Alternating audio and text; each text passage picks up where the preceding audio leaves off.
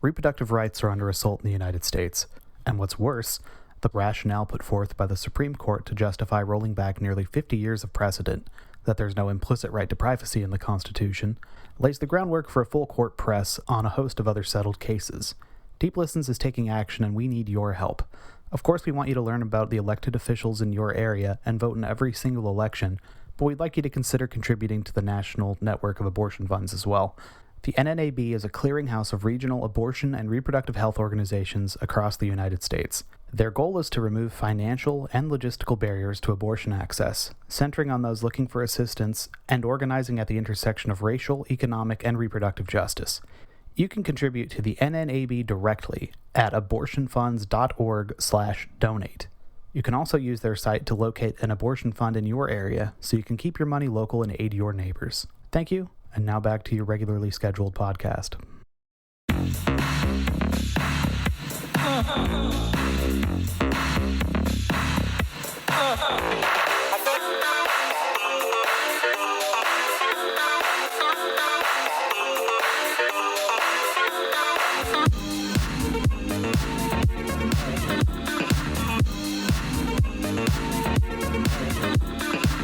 Hello, good people. Welcome to Off the Deep End, a Deep Listens podcast where we explore role-playing video games in depth. My name is Jeff Rude, the host and the auto engine of this operation, that is OTTO. Joining me, as always, we have the Sterling engine of this operation, that is Chris Zombie Pie Redacted. Hello, Chris. You know, if it's going to work for the best chess players, I figured, why don't I try using vibrating anal beads to become the best Fall Guys player in the world? Also joining us in this stimulating conversation, we have the Wankel engine, Braden Arbitrary Water Redacted. Hello, Braden. Hello. I don't put things in places that shouldn't have those things. You don't know that. Also joining us in this judgment-free zone, we have a special guest this episode. He is the venerable V8 engine, of course. So this is Relkin from various online communities, including our own. Hello, Relkin. Hi, how you doing? I don't completely regret this based off of Chris's previous statements, but I'm coming to. Yeah, for your, all of the information you could possibly want on the inner workings of both the sumo world and the chess world, ZP's got your number, okay? Got your hookup. I just got eliminated. I don't think this is working. I don't know what the vibrations do. Someone gave birth to this boy. Someone brought Chris into the world. I've talked to her. She has strong opinions on anime. I hope she's got strong opinions about her son. But in any case, hey, if you couldn't tell from the various early internal combustion engine designs, which I've described us all as at the outset of this episode, we're going to be talking about that masterpiece of weird quasi-diesel punk, zeppelin punk, dare I say steampunk aesthetic cribbing shit, if not actually a steampunk game, which I don't really think it is. It is Arcanum of Steamworks and Magick Obscura.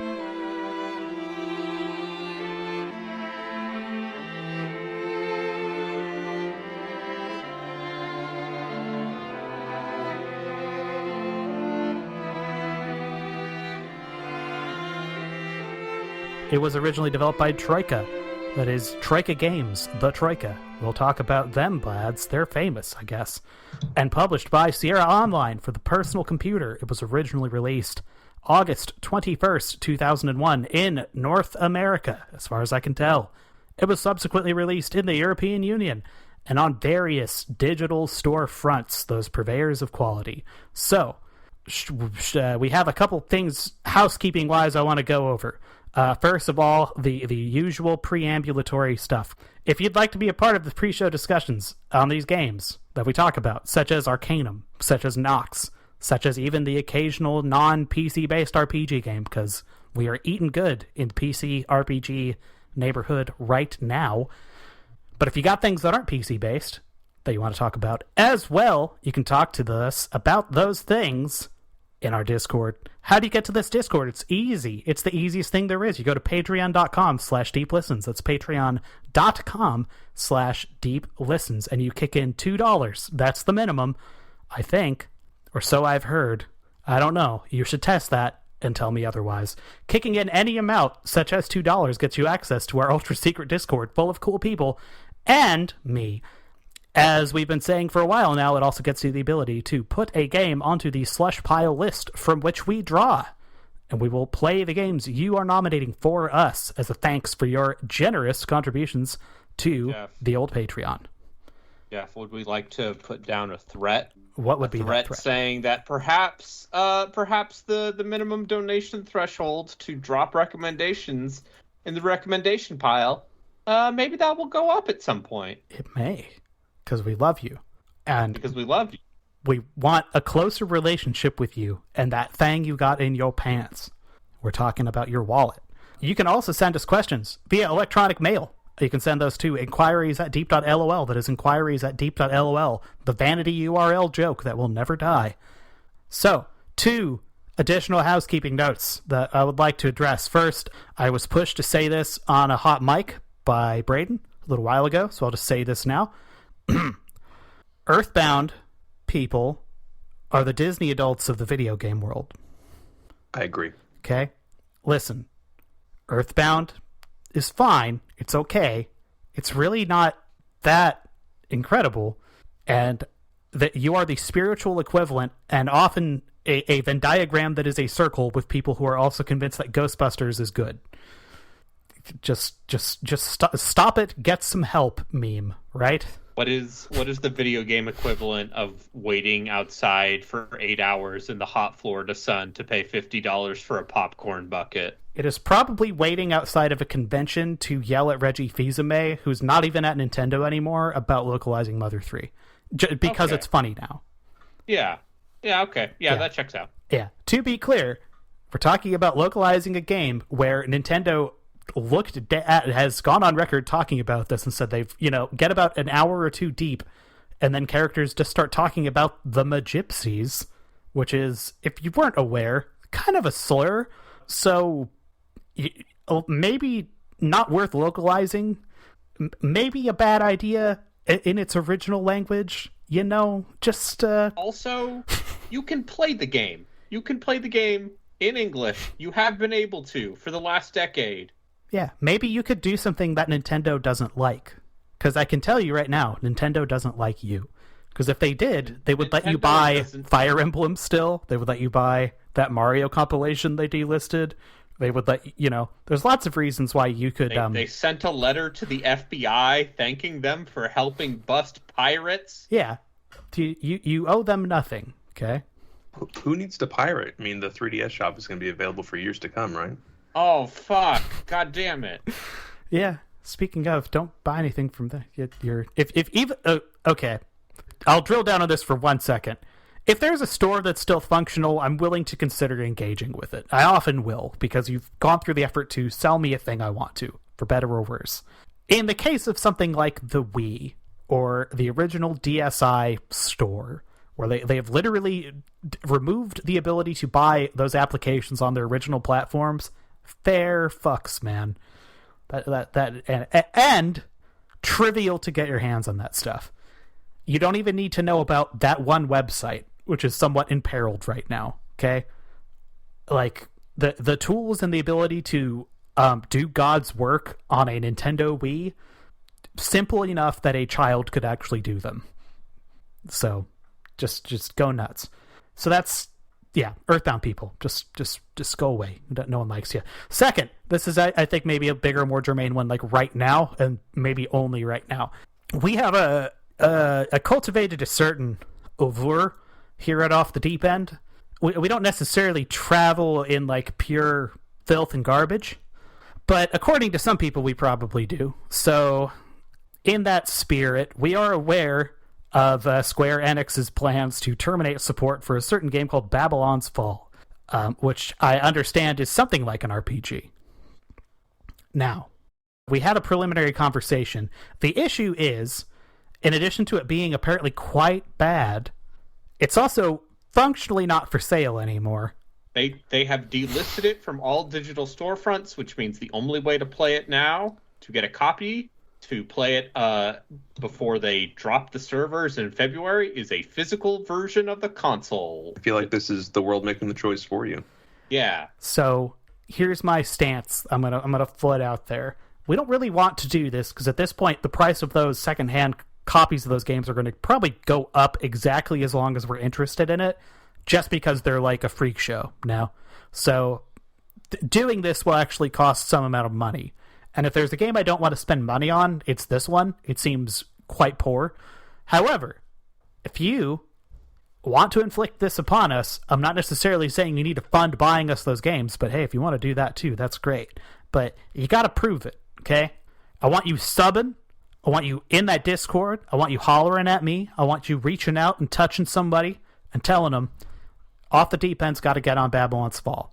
Go tweet at that Pinguino on Twitter and say, I want you to play Babylon's Fall, comma, coward, exclamation mark. Just use the hashtag MakeDeepListens play Babylon's Fall, the game that is being delisted from the PlayStation platform. Deep Babylon. Hashtag Deep Babylon. I like my hashtag a lot more. However, that one sure is more practical. So yeah, we know, you know, we're also not big, so it's not like people are like reaching out for us to do this thing. But we've talked about it. We don't want to spend the fucking money. Those people include me. Look, but I don't want to pay for a copy of Babylon's Fall. No, PS5. It seems terrible. I've actually played Babylon's Fall, albeit it was when I borrowed a copy from a friend. That game has one of the weirdest creative art decisions I've ever seen my entire life. So what they have is they have this fully realized 3D world that's kind of like this techno Renaissance style Gothic cathedral looking world. But I think at some point they realized it just did not look good. So they put a veneer over your camera. There's a filter that makes it look as if the entire screen is vignetted. And there are times and there are ways when you can actually outrun the vignette effect. And at the corners of the camera, you can see the vignette effect not completely cover the screen. And it's a weird thing. It's a really weird thing. It's also just a bad-looking game, and it's incredibly boring. But sure, if we want to do that, I think there's more meat on the bone if we were to do our Anthem experiment, because goddamn. Yeah. Again, at least that game, I think, is like free to play at this point, or some version of it. It is up on Game Pass if you are subscribed to that, which you might as well just do that if you're not, because boy, they just give away months of that thing. They have pulled other digital copies of the game to where I think, Braden, you found out that the Humble Bundle version of the game is the only like digital downloaded When I looked at listings, the only listing still up was you could buy a key from Humble Bundle for the low price of $59.99. So I really was excited to play this game just to see like its dying last gasp, but I ain't paying $60 to play that fucking thing. Yeah. Again, to reiterate, and PS4 copy for I am not excited to do this, but an inflated price. It's on the table. We can we and by we I mean me can figure this out, but I'm not doing it if there's no expressed interest in this audience. So I'm honestly surprised they just didn't make the game free to play. Honestly, like yeah, because it seems like there's a bunch of hooks anyway, right? Like what do they have to lose? It also sounds like maybe torching it and running away. A patented Square Enix strategy, by the way. Yeah. If your game does not have Final Fantasy in the title. Well, I mean, even if it does, because they put this game out and immediately shit-canned it, and they've got Forspoken coming out, and it looks like almost the same kind of B-tier action RPG. Yeah, but Forspoken's a single-player game. Yeah, but it still has that weird next-gen PS5, Windows 11. I mean, if you want to tell me look. It looks like a tech demo, so let me get this straight. It looks like a tech demo.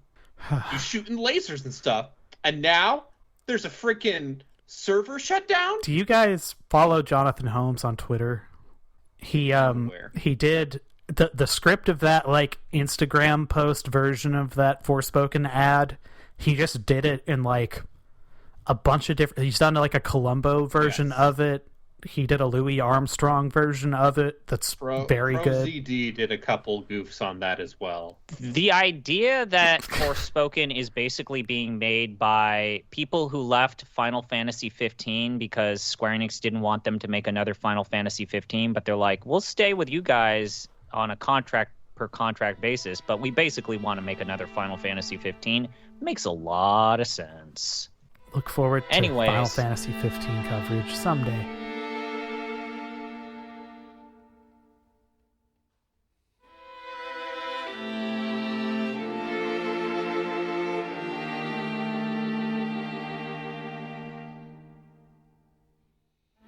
Okay, we're gonna pivot. And Arcanum. Speaking of things that ended in disappointing failure, Troika.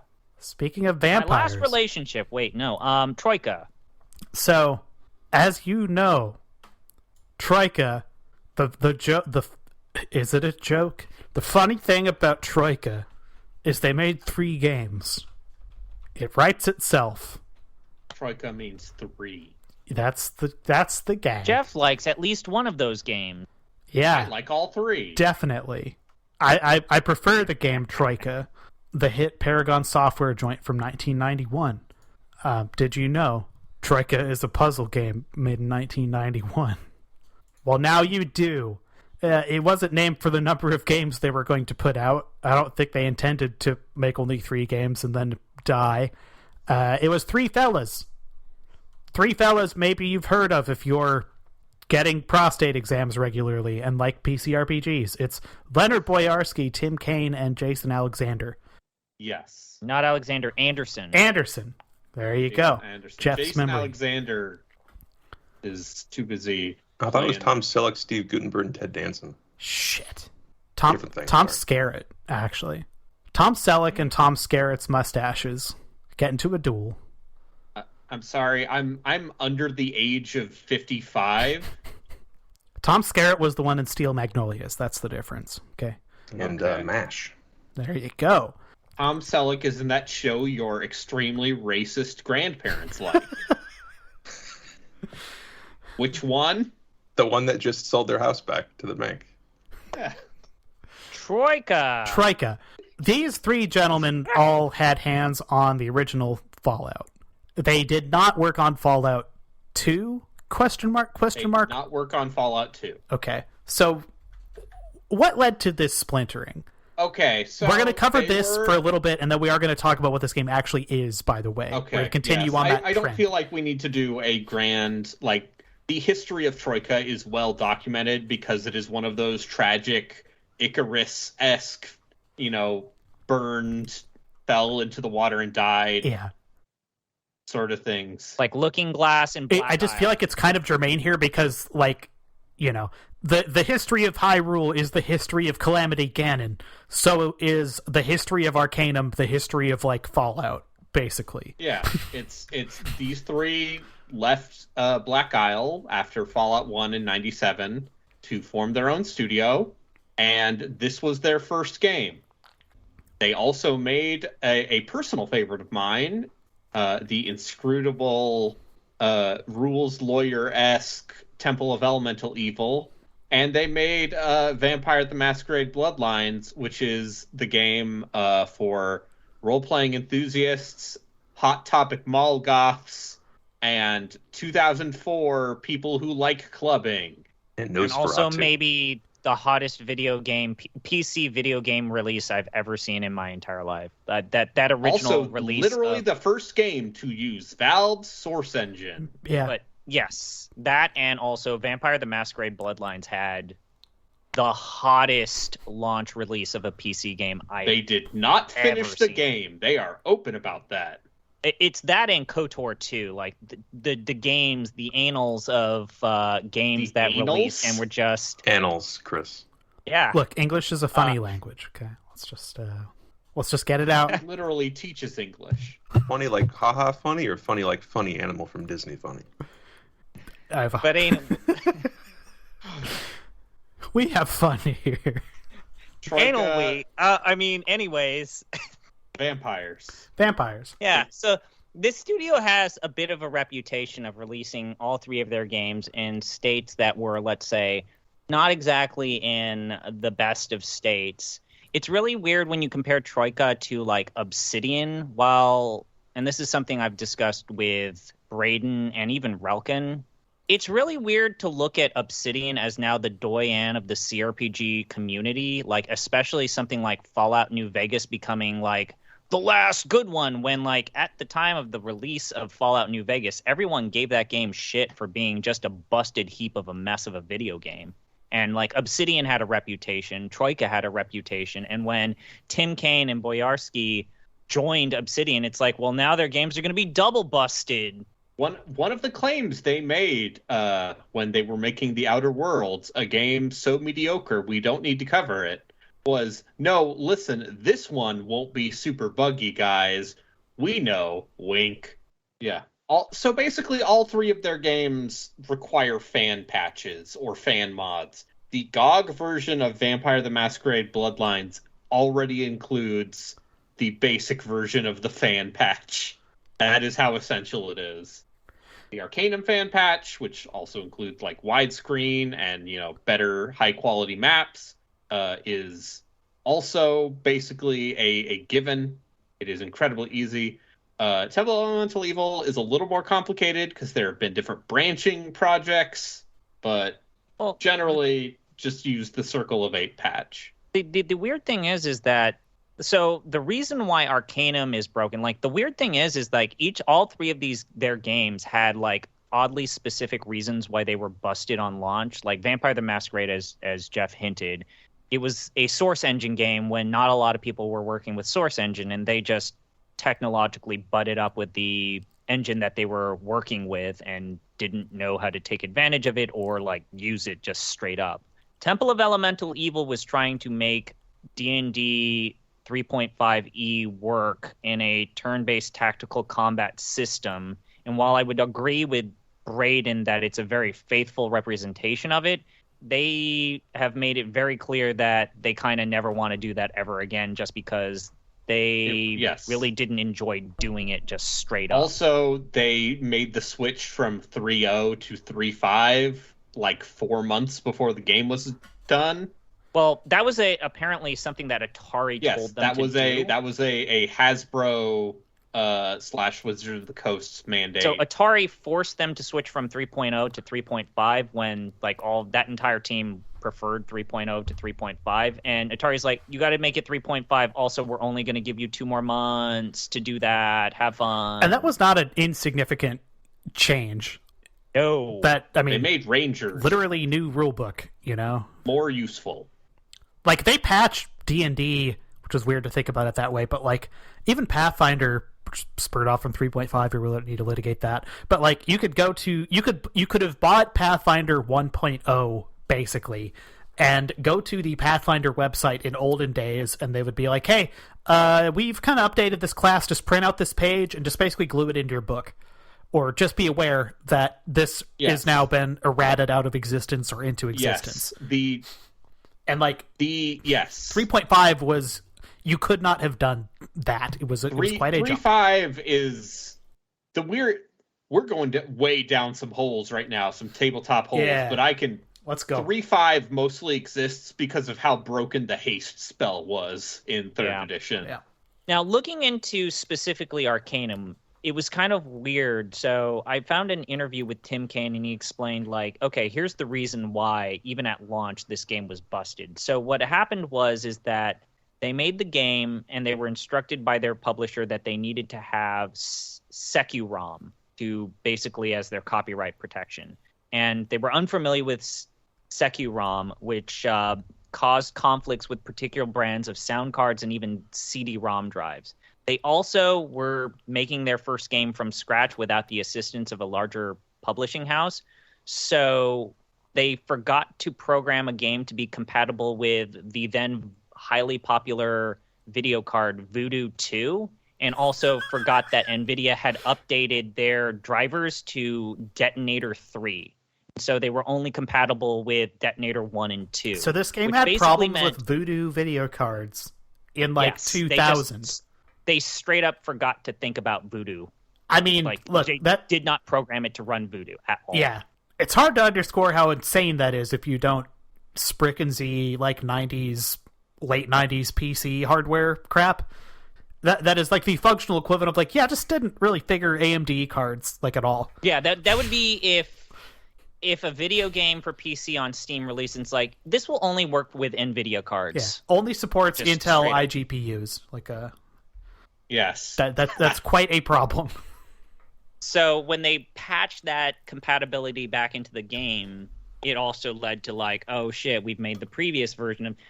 So this game releases in September of 2000, and they had to continue patching this game until October 2001. So for a solid year, Troika was spending a non-insignificant It amount came out of in development 2001. time and resources to continue to patch the game to allow it to be compatible with technology they had just They were forgotten to patching program it into until October of 2002. Oh yeah, so sorry, but I think what was it? The official end of support was 2002. The last official full patch was 1.0.7.4, which was October 2001. But yes, this game has a reputation. Like, even at the time, had a reputation for being buggy as shit. The fan patch has fixed most of these issues, and you are left with the untainted developer's vision. And what a vision it is!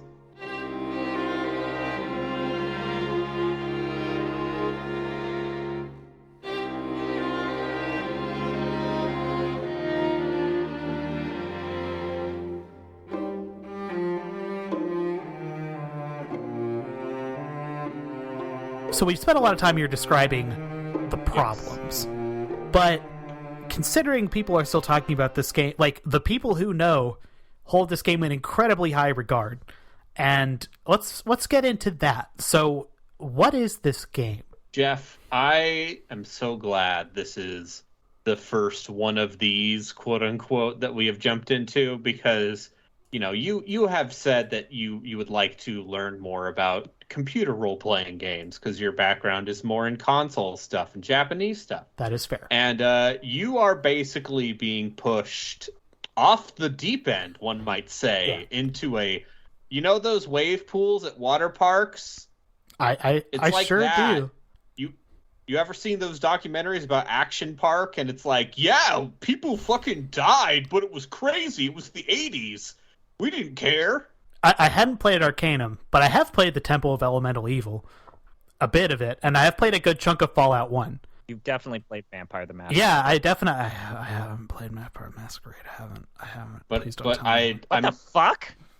My statement on this game is, if you can play this game, you can play pretty much any other CRPG from the late 90s and early aughts. Yeah, come on. Fucking fight me on that statement, Dad. Come on. Okay, I mean, What I about think you guys Wizardry already played Might and Magic games? 6. That's all. what about Might and Magic? Magic 4 or 3? I said late 90s and early aughts, my dude. What do you think, Relkin? I mean, No, I'll give him this one. That's yeah, If I he's gonna be guess that if you're going to granular define about it the- that, then about the time. sure, I guess. I'm still trying to figure out if I think it would be quite a bridge to start here, but I think if you really enjoy the original Fallout 1, you can survive this. This is definitely a cousin of that game. My notes here I just wrote, is this Fallout plus plus, which you can think of this as prep work for playing Serpent in the Staglands someday. It's either that or it's like, if you really enjoyed the opening of Fallout 2, I can imagine that this is not as hard as we're going to probably talk about, because, yeah, CRPGs back in the day really liked to kick your ass at the start of the game, but, you know. So does this one. yes, Yeah, it it does. It is. I don't know about the rest of you, but I don't know how many times you all have played this. I know Jeff has said this is his first time. This is my third time trying to play this. I'm kind of in the same boat as Brayden, where I have tried to play this game multiple times and I just never have had the motivation to finish it, because boy howdy, the middle act of this game is really fucking boring. Well, we haven't gotten to the middle act yet. I played about 5 hours this about a decade ago and just lost interest at the time. But Yes. I played about 20 hours of this back in like 2010, and there is still some. I believe I made some sort of write up at the time, and you know what? I'm not going to go back and read it because that kid's a dipshit, and I don't trust his opinions. But yes, I have made a couple earnest attempts to try and play this game the entire way through, but it is just long enough, and it is like maybe not quite as stimulating as it should be, or maybe I guess my way of saying it is to see the game that this game's advocates want you to see, you gotta squint a little. Yes. You gotta close your eyes a little bit, kind of fuzz out the rough edges, and be like, ah, yes, now I can see. Yeah. I think So it's I even guess more the than reason that, though. why I want to Sorry, go kind of ahead. return to Fallout and Fallout 1 and the team behind Troika at the time, Tim Kaine, Boyarsky, and Jason Anderson, is because I think one of the biggest problems that I've always had with Arcanum is the fact that you can tell that these guys just wanted to put a bunch of cool shit in this big open world, and they didn't know when to stop, and they kept putting in more big shit and then didn't kind of necessarily balance it or strategically place things in the environment to give this a natural sense of progression, because there's a lot of stuff here and it feels like this game just doesn't have a filter. And that was kind of the whole appeal of Fallout. But Fallout 1 is much smaller than Arcanum, and that's part of the reason why Fallout 1 works. Fallout 1 will also let you get away with a decent amount. Like you can play a melee character in Fallout 1, Yeah. and it's not going to be fun, but it's potentially viable. If you get a super I'm glad sledge you mentioned it, and- because if you look at this game as a progression beyond, like what Jeff said, Fallout plus, kind of like Mario Bros, the Lost levels, this kind of feels like that, right? Yes. They made a Fallout, made it bigger, made it harder, and didn't think about the consequences of doing that. So who wants to like break down what you see when you do character creation? Can I make a modern reference? Yeah. Yes. Its character progression is that of the evil within, Okay. Explain. in for that you the have a audience. single resource for allocating your points that you use across both your basic attributes and as well as all kinds of skills and even your basic health and fatigue meters. And it's a nightmare. Insofar as the character creation goes, that is the leveling mechanic, and it is a very apt description of it. And, you know, as you've said, you have basically a single currency that gets spread across that. It leads to some feast or famine decisions you can make. Even before you do that, there's an even more fundamental choice that you need to make, which is you need to pick how to play the game, whether you want turn-based or real-time combat. You can switch right. that at any time, You can. though. But what are we all Can. playing as, though? However, playing turn-based is so significantly easier than playing real-time your first couple of times. Like, it's kind of insane that this is even a choice. I think but we'll get at the combat. I was thinking you were talking about character, race, and background. Oh, Yes. okay, yes, that was the other Because thing. There's Like, a lot to talk about there. There are Okay. a shitload of custom backgrounds for your characters that affect your starting stats and skills, and some of them are, just like minor, like, oh, you were in the army, so you have some bonuses to the sword and bow skills and +1 strength, but because you're flat-footed, you have -2 dexterity, and the answer is don't fucking take that. You need dexterity if you're playing a melee character. this is a very dexterity-focused game. Another my very first, I think a lot of people who play Arcanum make this mistake, is I made a jack of all trades, master of none, and I made the Oh. classic mistake of going half magic and half tech rather than all the way tech or all the way magic. You don't want to mix them. You pick one. This is a You classless pick system. You can see the ways that Kaine and Boyarsky very much followed up the classless ideas behind Fallout, because it was very much a style at the time to do a classless RPG. Fallout 1 was originally going to be based on GURPS before it was not, and then You can feel the GURPS in there, though. You can feel the GURPS. You can feel the generic universal role-playing system energy, given that, yes, upon character creation and level up, the points you get can be put in anything. There's no segmentation or siloing. Infinitely fungible. Skill points versus... Yeah, it's a type of CRPG design that you see a lot in this genre. It is very much about the idea of a lot of the fun in this game is restarting and re-rolling and figuring out what builds are actually viable. Yes. It is also this platonic game designer wankery idea of a truly open character creation system. I also decided to go to the Internet Archive, which we mentioned. Please assist them in helping deal with this current attack to their sanctity. I found the manual for this game, and I wanted to read kind of what its recommendations are. Some of it is good. Like, the manual tells you that if a character has a high enough technical aptitude, then any spells or magical items can be used by that character, but they'll just be considerably less powerful and more prone to critical failures. But it also, like, just straight up says, like, dexterity is not as useful as strength, which is a complete fucking lie. Dexterity is the most useful stat in the game, even for combat-oriented characters. It improves your armor rating. It makes you harder to hit, which we'll talk about why that is important. It improves your speed, and it gives you more actions in combat, and your character is just able to run around and get to things a lot faster. So it was kind of a brutal reminder for me to kind of like, oh, right, like, I gotta, like, clock myself or like remove myself of old school 3.5e rules, even though later games that they would make would very much function by the strength, hit hard, dexterity makes you roll and do the rogue stuff. Yeah, I think the other problem is you got to be really careful not to waste all your level points into one stat. And there's a lot of equipment in this game that just increases your dexterity and other or attributes for free, which is weird. It's cool, but it's also weird and something you can never plan for.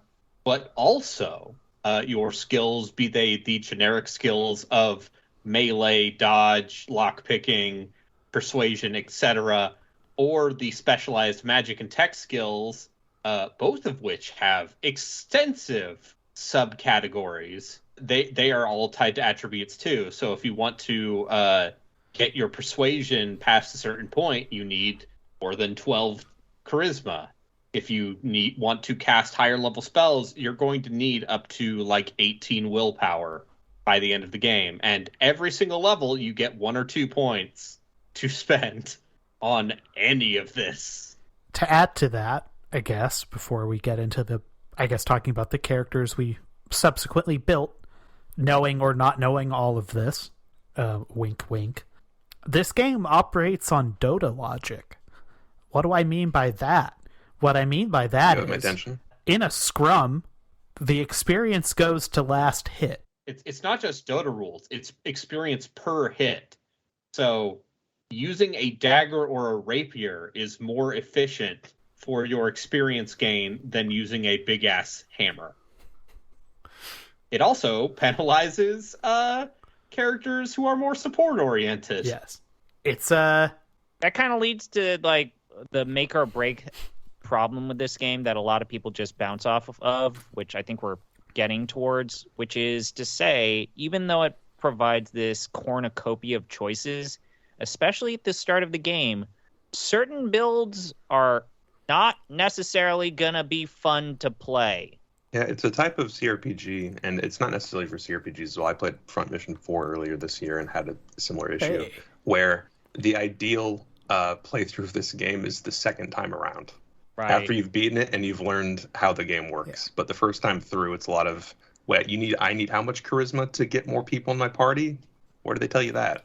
I mean, it's a classic CRPG thing that I think we've experienced in previous games, even ones not this podcast. But, like, you got halfway through the game and you just suddenly realize, shockingly, that you built your path or you built your character in a way where you just know for a fact you're not getting to the end. It's time to start from scratch and try again. Or you can get to the end. It's just not going to be pleasant. Yeah.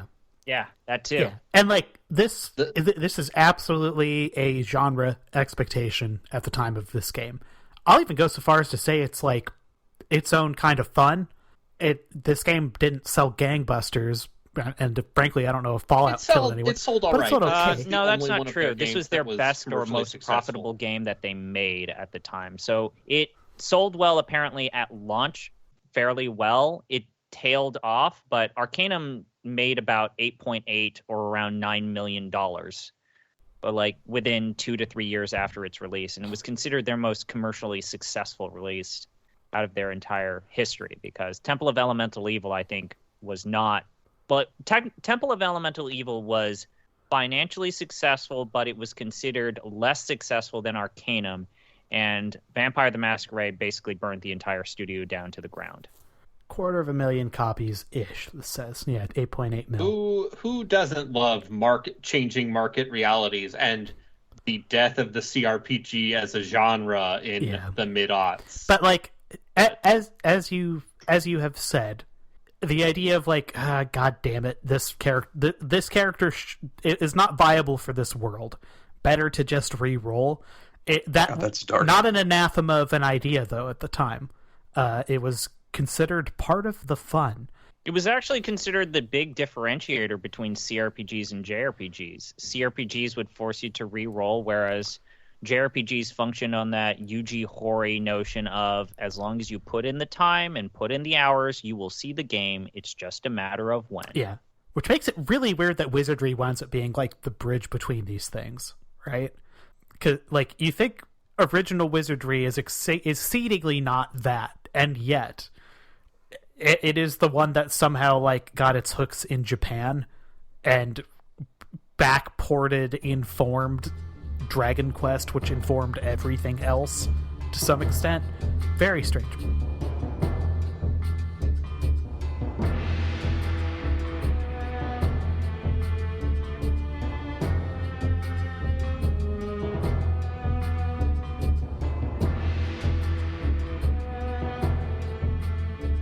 With all this in mind, what did we sire? What did we bring forth into the world of Arcanum for this particularly endeavor? I will go first. I want to hear because names too. Mine is going to make y'all laugh real hard. Okay, I looked at the character creator tools. I went, that's interesting. That's cool. That's neat. And then I selected Lugar Bloodstone, the pre-made character from the drop-down menu of pre-made characters, because like, you know what? Ooh. I don't want to do any of this. Here's my exact thinking. Character creator seems very cool, and then it was made very clear to me by Braden, and I kind of had an inkling of this because again, I've played Fallout. I'm somewhat familiar with this friggin' ISO RPG world from this period. Finishing this game isn't really the goal. Like, I don't have a teleological approach to this game. I'm a content tourist. So I may as well grab a content tourist and just use that to drive and just see what I find with this particular dude. So I chose this dwarf, one of the 12 pre-made characters included in Arcane of Steamworks and Magick Obscura. This dwarf is a weird technologist melee hybrid character. And I think he might low-key kind of suck. But I'm not convinced that all of these pre-made characters don't kind of suck in their own way. So, to be honest, I'm not too bothered by the fact that playing him is kind of like, because I don't know if I'd have done any better. So, what nightmares did you bring forth, Braden and Chris, and also Relkin? All right. So, I think it's worth maybe just for a second stepping back and explaining the difference between tech and magic characters. Yes, actually. The whole setup of the game is that it is a fantasy world that is basically in the Victorian era. It has gone through the Industrial Revolution, but there are still elves and dwarves and shit. But also steam trains. Zeppelins. And technology and magic are a dichotomous set of forces. They cannot coexist. And so if you're a wizard, you can't ride the train. And if you're a technologist, you basically can't use magic items. But how this translates into gameplay is magic users get spells. Technologists get crafting recipes. And so having having already experienced a decent amount of this game, having my own war flashbacks, I went with a charisma bot who can also dabble in magic. Oh, you did a charisma build. Yes, I picked a female elf. I named her Morrowind after a game we will never play for this podcast. And I picked the Don't say that. debutante background, which gives you extra charisma and beauty at the cost of strength and dex, which don't fucking matter if you're standing back in a pretty dress and casting spells, while all of your goons and summoned monsters do all the fighting for you. And since you have high charisma, you can get a lot of party members. It does seem to be the way to Since play. I was using the fan patch, it meant that I leveled up at a decent clip. ZP, what clever trick did you use in your part character, man? Did the cheesiest of cheese builds. I told Braden and Relkin about this. So I have my favorite cheese build, which is cheese balls, and cheese fondue. So I build a pyromaniac plus throwing and just skewed to where for the first half of the game I'm doing nothing but throwing Molotov cocktails. It makes for a really fun high int character or intelligence character, and it just is the dumbest build I've ever seen in this game, and it actually scales shockingly well. There's a very short period in the mid game near the end game where a throwing build can start to kind of tail off, but as long as you get a very specific late game item, throwing builds are like kind of busted. Throwing builds are entirely viable. And you just need to get a very explosives. specific end game item if you want to actually finish the game with a throwing build. And throwing weapons are like one of the early tech recipes that are really easy because you can craft Molotov cocktails with shit you just find in trash cans in the city. You just can find them anywhere. So I have usually anywhere between like just a crap ton of Molotov cocktails, and it's like, oh, guys charging me, I'm just going to set everything in this room on fire. And they're all going to charge after you, which we'll talk about the AI because it's fucking dumb. They just charge after you, and you just throw the Molotov cocktails and you just watch them burn to death. And you do almost nothing and you get all the credit. So I actually did the opposite of Braden, which is I actively sought out confrontations and sought out the violent options because I knew I could just set everything on fire. And with the pyromaniac attribute, all of my Molotov cocktails did exponentially more damage as I leveled up. What was his character's name? Sergey Smash and Grab. It's not the worst. No. But he was a half orc, half ogre also. So he had a 20 points in strength and 20 points in dexterity. You could be both half orc and half ogre? You can't do that. Oh, wait. No, I'm sorry. I mean half orc. Sorry. Okay. I also made a half orc, a factory escapee by the name of Wisteria, who all she does is cut people to death, which has made You went with a physical attack build? Yes, which made early Shredded Hills almost impossible. You picked the Ryu of this game. Yeah, Ooh. It's been a very boring experience for the most part. Yeah, Lugard Bloodstone, a mix, it seems, of melee and shooty shoot on this lad, and with the ammo scarcity being what it is, shooty shoot only happens so often, so it's a lot of stabby stab. Don't put I'm points curious. into guns unless you are willing to commit. Yeah, I'm curious, for the two of you who didn't make half orcs, if you're a half orc, and Chris, you've seen this. I'm curious if this is represented some way with the other races other than humans, but literally every single conversation my character has with anybody at all begins with a multi-step process where I have to talk them down from just hurling slurs at me. I'm curious how is that for elves and dwarves? Occasionally, there is someone in a bar who is a dick about a dwarf, and let's see, the character who you meet in Tarrant.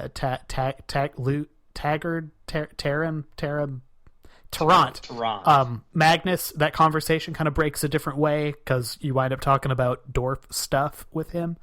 But people seem like relatively new. Like, this game kind of surfaces attitudes toward the player kind of explicitly in a little bar, and most everyone's kind of neutral. So yeah, I mean, if you're an orc, you deal with a lot of racism, which you usually start in the 20s, and you have to just kowtow to get them up to the low 40s. It also every made single getting part. the companions kind of a pain in the ass because you have to do different versions of that to just. But you get other people. Yeah, you can get companions still. Everybody just tells me to fuck off. No. I mean, you should have at least 9 charisma. I don't. Oh, well, that explains everything. I have a lot of dodge and melee though. I have a lot of charisma and 12 beauty, which is an otherwise useless stat. Yeah. There's racial politics in this game. There's also some gender politics in this game, I guess specifically in terms of the character creator, seeing as if you designate yourself as a female character, it docks you 1 strength point and gives you 1 constitution point. So More than that, if you're a female character, there are plenty of quest lines where people try to solicit sexual favors from you. Yes, people are very sexist to you if you're a I lady. have thus far murdered every single person that has done that. It's worked out pretty well. There's a quest line where I had to, in order to solve a crime, I had to enter a gentleman's club. Yep. And since I was a woman, I was not allowed. So I had to go to the owner of said gentleman's club, who is a weird, creepy lech. And then I pretended to say, "Hey, I will give you sexual favors if you give me a pass to let me go in this club." And then I didn't actually do it because I have high persuasion. Me, and then I stabbed him and his butler to death, and then I left. A wide variety of options and character choices here in Arcanum. I'm just going to drop this.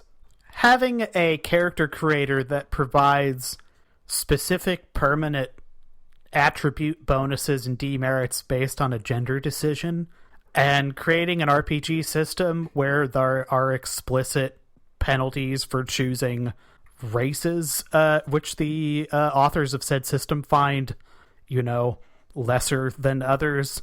I think these are related concepts, and I find that pretty icky. Or is it historically accurate? I don't know. I think it's because it's the 1880s and everyone's fucking racist as shit. I think there's a difference between depicting a world where people are racist to have a little verisimilitude to it, and again, designing an engine that have to make conscious decisions about, and saying women are just less strong than men. What is it? And they also get like one There's more actually a perception like or trait something. that lets you reverse that penalty called I think Tomboy. what you're getting at, Jeff, is there's a better way to communicate racial and social injustice other than docking people physical attribute points. A literal reaction penalty. Yeah. Yeah, or, the Disco Elysium format, where there might be shitty people in the world, and you can call them out for being shitty people, rather than you have -2 to your wealth attribute because you picked a non-white character. Sure.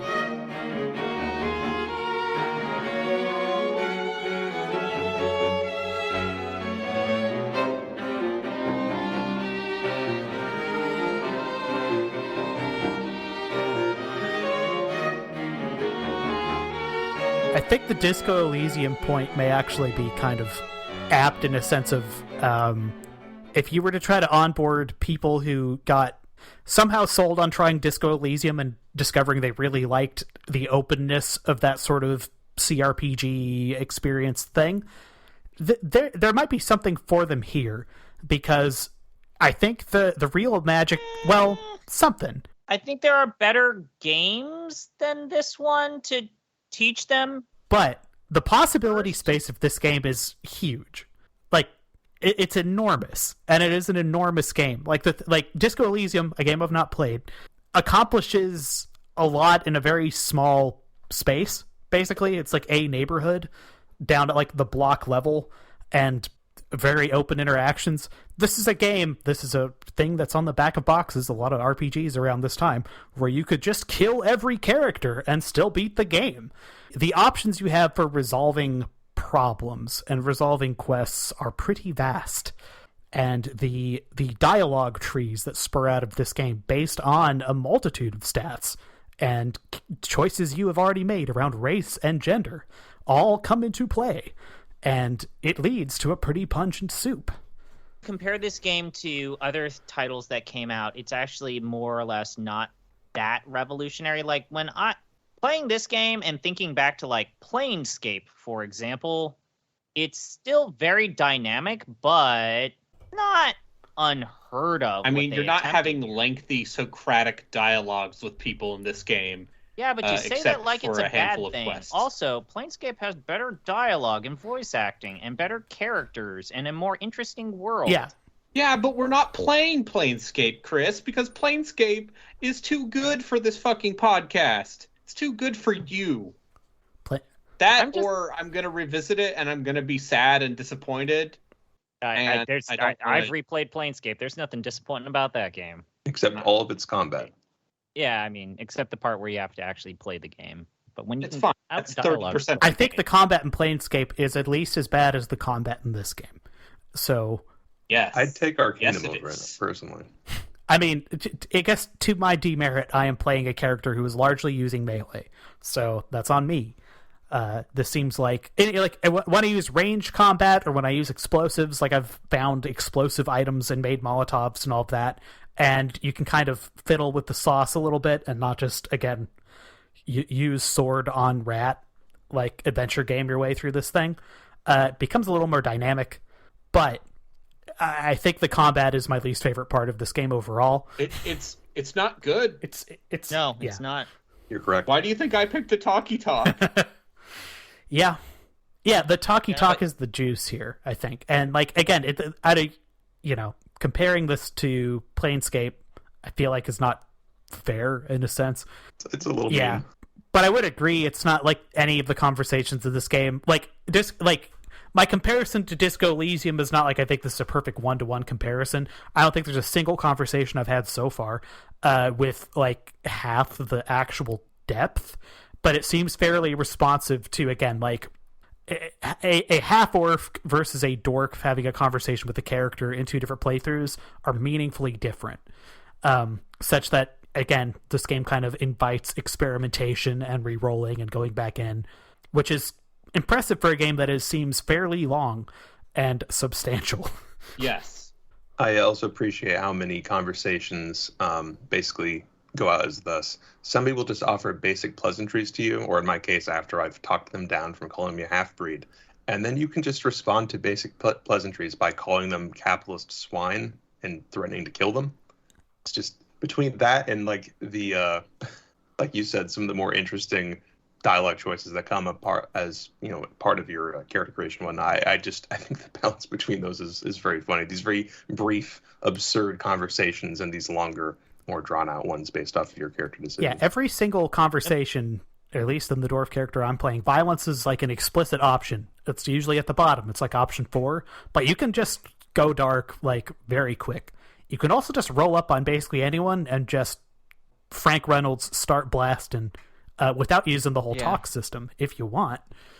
And I think that leads to the Fallout Plus feel to the world and structure of the game, where a lot of times you do enter these worlds and it's like, you guys are just here to give me a quest, or I buy stuff from you, or you're just here for flavor text. It's a very Fallout-esque kind of format, right? The way this game is laid out, I would say this game is semi-open. Like, there are certain things you need to do in the main quest, to progress. But for the most part, you can go any fucking where on the map. I mean, yes and no. Yes and no. If I tried going south immediately down to Durnholm, and within like 5 steps of that bridge across the river, I was being attacked by like level 20 bears that would just one-shot me.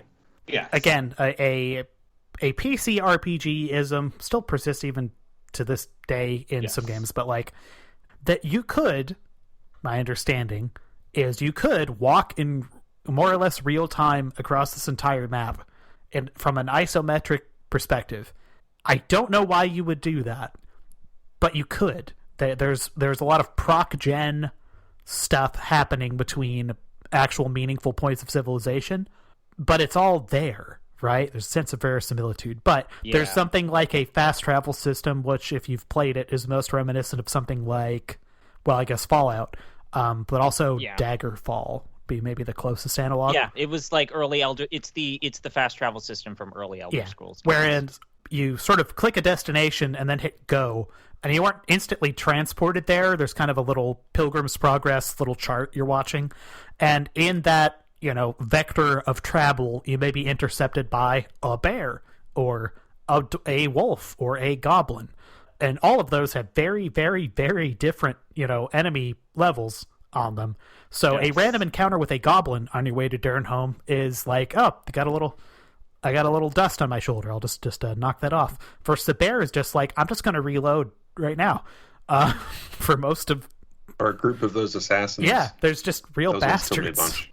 I have looked it up. The current world record speedrun for this game is 4 minutes. Sure. Like Fallout 1, you can just run to the end of the game and cheese the final boss. That's only two worlds. That's fast. Damn. Yeah, it's twice the 2 worlds. Yeah. Huh. My favorite video game. So I guess let's return to it. Did you all play this game turn-based or real-time? Turn-based fast. I would turn it on real time when I did not need to care. Otherwise, turn-based, because I'm the same thing as Braden. Day-to-day trash mob stuff, absolutely play it real time, because turn-based, when you're dealing with shit that you can beat, is just too slow and sluggish, even on the fastest setting. But when I need to actually think and plan things out, absolutely play it on turn-based. Couldn't have said it better. Same thing. I just think that the biggest problem, even with the highest setting, turn-based is still too goddamn slow. Okay, what if you killed everything in 2 hits? Then you could attack 3 times in a turn. What if you did? I mean, for me, like I said, I'm doing a Pyromaniac Molotov cocktail build, so it's just me watching things go through these giant pits or fields full of fire, and it's like, I know you're going to die before you reach me, so just die. But yeah, it ain't fun. It's not a well-paced combat system. no. I think the biggest problem is that you kind of do need to recruit companions in this game. And if you're soloing in this game, it is just not as quick or easy a process as if you're not getting companions. The reason I have to do it in turn-based is because despite the fact that I have Virgil there, I'm basically one person. And if my fatigue goes down, I get knocked to the ground and it's game over. So I have to do it turn-based and keep track of my fatigue. I do think them having... This gets into what actually happens in this game, which we should really get into shortly. Immediately at the jump, you have a companion, which I guess is strictly optional, I suppose, in the sense that you can definitely just kill Virgil or not have him join you. And he can heal. Why would you do that? But that they immediately give you that seems like at a certain point they were playtesting this and were like, we got to give them something. We have to give them something. How about just another guy? Has a feeling of a Band-Aid to me. What if healer? Yeah, what if healer? Virgil has healing magic, he's decent in melee, and he even has a couple points into pick lock. I always there are 2 early, beyond Virgil, there are 2 early companions that you can get. You can get the ogre from the inn at the Shrouded Hills, as long as you have at least 9 charisma when you talk to him, and he's really strong if you can just give him a good melee weapon. Or you could just pay him. Yeah, you could just pay him also. And then there's Ashbury, which you can get when you first enter the city, but you have to be kind of quick and careful about how you interact with Ashbury during the first time you get there. You have to kind of follow him and follow the city streets to the right until you see a guy kicking a dog, and you go through this quest to do the mud. It's very reminiscent of the Black Cat in Fort Joy. For all my Divinity fans out there, there's all of you. Dog meat is in this game. Yes, basically dog meat's in this game. Except he's actually good. Yeah, he's good. The dog is very good in this game. Yeah. So you can also do that. And I would just say, if you have followers, the nice thing to do is to just give them Scrolls of Resurrection, which means you don't have to worry about doing healing. You give your companions the Scrolls of Resurrection and the Life Restorers. So you don't have to worry about that shit. Where do you buy those? Merchants. I've never seen one of those. So Scrolls of Resurrection are if you and the follower are magically inclined, and Life Restorers are those for the technologically inclined. I think. Correct me if I'm wrong, Braden. Listen, man. I just thought you were click the on them expert. with the the harm spell and they go down. And I'm just throwing Molotov. And if I die, I reload. Yeah, I've been save scumming too. Like, I don't think that this is a game where I feel bad about like, I died. I'm gonna load a save. Absolutely And not. like I'm constantly saving, That is quick intentional. saving. Like, yep, I'm going into a different screen. Quick save, quick load, quick save. quick Inherent load. to the design of the game. Yeah, there's a little bit of randomness, right, in terms of the way things spawn, and it's like, I don't want to deal with this encounter. Reload. And of course, there are certain encounters you can't Yeah. avoid, because that's how this game kind of works. But I mean, and as you said, there's randomness, but it's also the AI. Again, combat. One of the reasons I think combat is maybe not tremendous in this game is AI subroutines are kind of predictable and dumb. They just swarm. Their tactic is Zerg, basically. Straight line, charge at you, try to stab you to death most of the time. At least your kind of lower level mobs and melee fighting characters. And it is deal with a bull. It is Molotov cocktailable behavior. But it is also swarm and get overwhelmed behavior if they are even slightly above you in level and you are out of gear you need. So it just leads to, zones in the world that you will just like, I just need to come back here later and walk around this, or at worst, I just need to respec, which just means I need to start over. Yeah, which I was not going to do. Which, to be clear, nor am I. Me and Lugard Bloodstone, we're going to go as deep as we can into the world of Arcanum. The bridge fight at the end of Shrouded Hills, I had to reload my save and try fighting those 3 dudes quite literally over 50 times. We should talk about that bridge fight, and to get there, we're going to talk about this game, what happens in it, to wit. it's time for the story, story. which is one of the weaker parts of this game. I think there are parts of this story that are good. I think there are parts of this story that just feel very rote and boilerplate. And This game is about the world. Yeah. it's about the world and exploring different corners. I think if we really... I'm willing to say that Fallout 1 is a seminal work of art. I'm not willing to say that Fallout 1 has a particularly good story. It's an interesting sandbox in a world, and I feel like a lot of that applies here. They created an interesting world, this steampunkian dystopian wasteland, but if you ask me to, like, pinpoint... It's just Victorian like, England with elves. If you want me to pinpoint, like, what actually happens or, like, the names of characters, like, I probably couldn't do it. I can, because I just played this game. Gilbert States. Yeah, I mean, this is a bugbear of mine, but there's a certain feeling I get from games like this where they started with, like, the lore Bible and then worked backwards a little bit, but they started working backwards perhaps a little bit too late, and what you're left with is, like, yeah, the lore of this world, kind of interesting, I guess. Again, weird. Their technology, magic, elf, dwarf shit. It's like proto Shadowrun or whatever. There are some quests later down the line that are very good. Okay. Well, that will be nice because the opening of this game, I mean, whatever. It is functional plot shit. It kept you going. So you start this game out, you make a character, and then it slaps your ass on a zeppelin.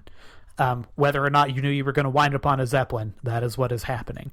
That zeppelin in a cutscene set to music that my spouse from another room said is good music for one of those, is shot down by what appear to be orcs in biplanes, and then you are standing in the ruins of a zeppelin because you miraculously survived in a cutscene, and a man who I think is a gnome gives you a ring and basically gives you your first quest, which is go find this details on this ring in so many words. Yeah. Find the boy. Find the boy. Find the boy is the instruction. Oh, he's not a gnome. He's a dwarf. He's a dwarf. My bad.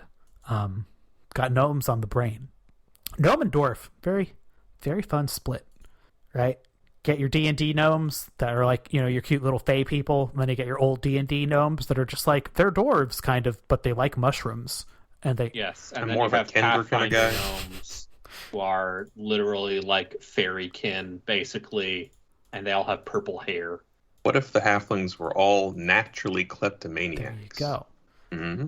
What Yeah, if and this, this gets small to kinda people like but quirky instead one of the pastoral? creepier, like, so we talked about how racially coded the stat distribution is. The way in which class is depicted in this game is also kind of like of an era, yes, but also kind of bleh. A lot going on. This is where you meet Virgil immediately afterwards, your first companion man, who, in so many words, is quasi-convinced that you're some sort of religious deity figure. He thinks you're the chosen one. You're the chosen Didn't one. you know? Which, you know, But also, he's a new convert and doesn't actually know the doctrine of his faith. which is funny. It's a nice conceit. But if you strip that out, the time to Burning Village and time to Chosen One of this RPG are both quite low, I guess. Could be measured in seconds. I guess if Zeppelin counts as Village, this actually has a faster time to Burning Village than like Legend of Dragoon, which is quite fast. Just a fun quotient maybe to consider, you know, in the ways that you can measure these things against each other, which we do. We have a list. So that's your setup. There is kind of one quest line that, well, you get your main quest coming out of this zone. You get your first kind of side quest out of here. If you explore this area around the Zeppelin enough, there's a cave with a spooky ghost in it. Oh, I didn't see this. There's a cave with a spooky ghost, and the spooky ghost basically says, "Oh shit, me and my friend were definitely killed by a wizard. Can you go avenge me? It will help me calm down." You're like, "Sure, no problem, buddy."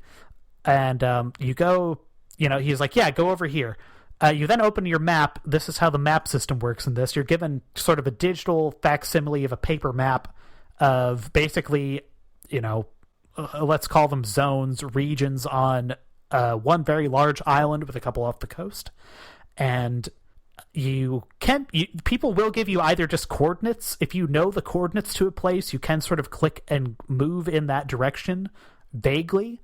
But until someone just tells you where the town of, for instance, Tarrant is, you're just kind of clicking in the dark on this map and then hitting go in a direction, but from A to B. And anything you encounter sort of along that path, that vector you have drawn, will populate on the map in like text. It'll just say like, you know, Torg's altar, where Torg's altar is. But anyway, he gives you the location of this wizard's house. You cruise over there. That wizard's like, homeboy and his friend totally robbed me and killed my wife and kid. And it's like, oh god, who do I believe? Do I trust this wizard? Do I trust this ghost? You immediately get your first like, aha, it's ambiguous. Who do you actually believe? What would your character do? Hoo-hoo. A moment of the game. Moral choices in my role-playing game? It sets the table. It could certainly do a worse job. I wound up going with this wizard and putting the bad man to basically just said, like, I'm just going to leave you here in torment forever in this cave. And the wizard said, thank you. Here's like a small boon of some sort. Nifty little introductory quest, but that sort of pales in comparison to the starting zone of this game. Your starter town. Shrouded Hills. Your starting town. So starting town is it's a whole thing in RPGs, isn't it, right? It's a sacred hallmark. And I think Shrouded Hills is a pretty darn good starting town in an RPG. Yeah. I think that there are things that it doesn't properly tutorialize or even like cue you into in terms of how Arcanum functions as a world. But yeah, that's in terms of just like learning mechanics and getting used to your character and, you know, exploring the world or getting a good grasp of how quests and picking up quests even works. Yeah, it's fine. It's not terrible. There's more of a dark history of the opening world leaving a bad taste in my mouth whenever I play old CRPGs rather than good ones. But this it gets the job done. I think I would agree. Oh, go ahead. I will agree with you and even go a step further. I think it's like actively kind of bad at tutorializing some of the game. It tells you things and doesn't show you things, right? Did you read the manual? I have not read the manual, and I'm accepting that. Like, I'm not blaming this game for me having that much of a bad time. I'm sort of, again, I'm a content tourist here. Like, I notice I'm not really complaining. I'm just saying. No, I'm goofing. Yeah, but I've not read the manual because of A, you know, who's got time, but B, it's hasn't seemed that germane. I've been muddling my way through. And I'm convinced if you can't muddle your way through a game, you've got, like, other problems, probably. Like, there are certainly more optimal ways to be getting through this game. But I think the other example of this is, as you mentioned, so this town is somewhat isolated from the rest of the world conveniently in a nice little starter zone. And to get in or out, you must get across a bridge. This bridge is being held by a shit-eating bad dude and his lackey goons who are basically extorting the town for hundreds, if not thousands, of gold for permission to cross this bridge.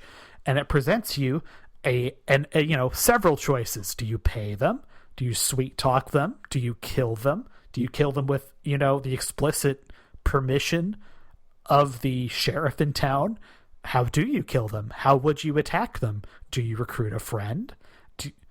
You can sabotage the parts for the other bridge that the townsfolk are building so that they don't have to pay the toll. Do you get incredibly good at legerdemain and pickpocketing and just take the key and then just run? What if you weren't capable of doing any of those more interesting options and were forced into just fighting them? What if you were incapable of winning that fight after like 50 times and just paid them? What if? I wasn't allowed to, because once I talked to them and they said, oh, we saw you speaking to the sheriff about us, they refused to give me any other option other than attack them or say That's weird, because I definitely talked to the sheriff, but I never accepted that quest. Oh, there you go. That's maybe all it was. So I guess this is going to just be my gimmick of unfairly comparing this game to better games. Should I do it? No. Do I give a shit? Is Arcanum better or worse than Hybrid Heaven? Shut up. I'm going to make a comparison to Deus Ex. Now, this whole sequence on the bridge, it kind of reminded me of Liberty Island of Deus Ex, where there's the game's whole selling point is, you've reached this first world. There is more than one way to skin this cat. See if you can find the one that fits your character, or see if you can find the weird, obtuse ways that you can skin this cat. But at the end of the day, this game kind of takes away the sense of exploration, because there's definitely kind of an easier way to skin this fucking cat, which is to take a knife and skin the cat. I don't have inner demons that are talking to me. Thank you for asking. That's my TED Talk. I feel like that at the end of the day, this is an interesting premise. I think that the execution is poor. Again, I keep going back to the possibility space part of this. That is at least prima facie impressive. It built correctly, and that is, you really have to proviso that. You have to build to accomplish these things. There is a world where you could talk your way out of every single one of the sort of beginner appropriate quests in this town, of which there are, let us say, half a dozen or so. Yeah, and some of them are cool, like the jeweler, for instance. Yeah. There's a bank heist. There is a sequence in an abandoned mine with a ghost. There's a situation around an engine that someone asks you to destroy for their assistance further. There, lots of moral choices and lots of economic choices. You could just talk all through that. You could also kill every single person in this town. And the thing that this game does, which I went and confirmed on a website that this is the case, quest pertinent characters will drop 100% of the time a convenient set of notes as to what they needed to convey to you in their life to continue the quest lines of this game. So you actually can't completely fuck yourself over in the way that Morrowind would be like, hey, you just fucked yourself over. You can keep playing, but game be broken now. I thought there were certain people in Morrowind that you just couldn't kill. Like, if you killed Vivek, he would just be knocked merchants. You can kill merchants and take their stuff. That was the reason why they removed the chest that merchants had in Oblivion. The later expansion pack changed it ever so slightly, but yeah, you could totally sequence break that game, or even just like create fail states. Yeah, you can literally kill plot critical characters and not be able to continue the main story. Although, that's its own weird thing with Morrowind speedrunning. I'm not suggesting that like the be all end all of every game should be like, it should have the most range of stuff you can do. If you were to solely measure by that, though, this game would have to rank fairly high just for its possibility space. I think it is fair to say about this game that there are a lot of builds that are viable for at least some part of the game.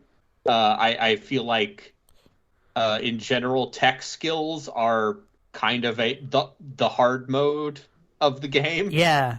Unless you are going with ZP's Molotov cocktail fun time build. Whereas Magick, I literally just click them and they die. I will say, I have yet to come upon a single new recipe thing.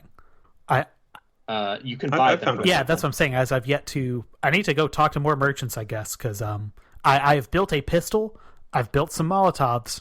That's the extent of my crafty craft time. Yeah. Eventually, you can make guns. Okay. Yeah. All it will take is the ability to craft your own ammo, and then you're made. A gun better than any of the shitty starting pistols in the early game. Can't emphasize enough. Ammo, fairly scarce. Would not recommend equipping a pistol by default in this game, because you will... Do not play a gunslinger character unless you are staring at a guide. The problem is that I feel it's a bit of a red herring, because I don't know about you all. I think the DPS or direct attacking builds are just super not fun to play. So the player's assumption then is, so the solution is to go distance. There are a lot of NPCs that shoot you and use guns. Maybe I should do that. And it turns out that is not as viable, or it's just very difficult to make it viable when it seems so prevalent in the world. Yes. Yeah. Like, everybody has guns. Yes. And you're in the 1880s. When you try to join the ecosystem in having a gun, it is like the most laborious pain in the ass thing to do in the game. It's like buying a gun in the state of California, right? Thanks, Gavin. I saw people call my governor Jadolf Hitler the other day on the internet, and I think that is hysterical. That's cool. You should stop reading that part of the internet. I was like, what in the fuck are you talking about? Anyway, goddamn. Rootin' tootin' country, ladies and gentlemen. But my point is, I feel like this game is mostly successful insofar as there are a lot of different ways to play the game, but I think its weakness is there are also a lot of ways to not play the game. More so, like, a lot of those starting traits feel like very, like, wouldn't it be cool if, and then, like, no further backing beyond that, like... Yeah, like, you realize, this sucks. There's a trait that is autistic savant, where you get high intelligence, but you use the low intelligence dialogue options, and you get a bonus to gambling because Rain Man. Or the Rain Man, very very popular in 2000. Yeah, and the perks, the starting traits that are like, hey man, what if your magic was worse half the time? What if it was worse when it was light outside? Yeah, but, that comes part and parcel with giving a lot of options. Is some of them are bad. I think this game's greatest sin with that is it has no guardrails, and you can very easily build yourself into a shitty fucking character if you do not understand the systems at play. Yes, yeah, but to go back to Jeff's point, that was kind of the modus operandi of this generation of CRPGs. Like, the wheels were coming off of the genres as a result of this. Where I'll never forget, like, Warren Spector, after, like, Deus Ex and kind of the death of studio there, he was like talking about, I think the reason why we screwed ourselves over is we were all MIT grads making games for MIT grads, and we didn't realize that there's only like 20 of us still playing games. And that seems to be a patronizing sentence. Good Warren Lord. Spector is a patronizing person, my guy. Warren Spector made Epic Mickey. He's not allowed to talk to anyone. You know exactly what I mean when I say Warren Spector is a very patronizing, like, very technocratic dude. But the man has thoughts about video games. I disagree with some of them. He made some good ones, though. But still, the notion is like, the game designers of CRPGs at this time were making kind of games for themselves that made sense to themselves more than like making them for everyone. And I think that's a problem with Arcanum. It's just got real Jonathan Blow energy too. Yeah. It is why I have jokingly called this game peak CRPG, because it gives you such a wealth and breadth of options, but gives you absolutely no guidance on which ones are worth pursuing. Because you can make a straightforward combat build and get your way through the game. It's just not going to be very interesting. Also, you could make a straightforward combat build, but until you actually get equipment, it's completely useless. So if you start off in, let's just say, a dress with no actual weapon, it's... And also, as much as money and getting money is trivialized later on, early on, trying to just get enough to get like leather armor or something is downright impossible. Yeah. Now add to that, you're a dwarf too, so most of the armor just isn't fitted to you. Oh, right. There's little person armor. Yeah, Yes. so that's been a real treat. Half ogres get special armor too. And then throw that in with right after Shrouded Hills, you are led to the game's biggest city, Toronto, and just thrown out there. You know. Hey, to be fair, I think this was the best part of my time with this game.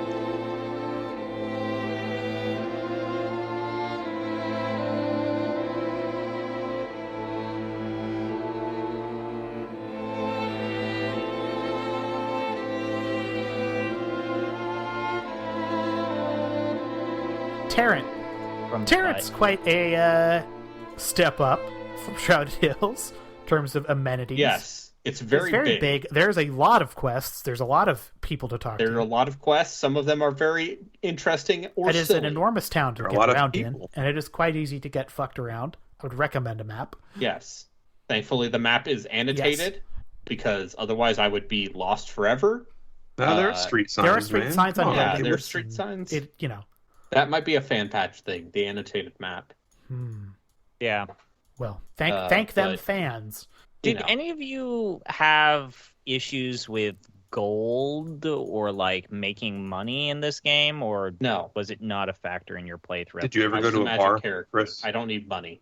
No, actually, I because again, I did the more crafting minded build. Like I was just making healing salves and fatigue restores and just selling them for a pretty good profit. No, well, even if you don't do that, in every bar and every town, there's one or sometimes even 2 or 3 or 4 people who will just let you put up 500 gold pieces to do a trivia quiz. Yeah. So it's pretty easy just to come away with a couple grand every time you visit a new place. Yes. You can get a lot of money early on.